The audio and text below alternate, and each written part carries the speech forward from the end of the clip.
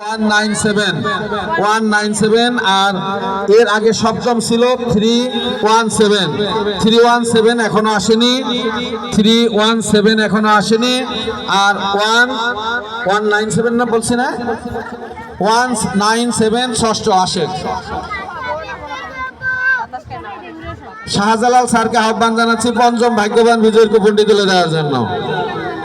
পঞ্চম ভাগ্যবান বিজয়ের কুপনটি ইতিমধ্যে তুলে দিয়েছে।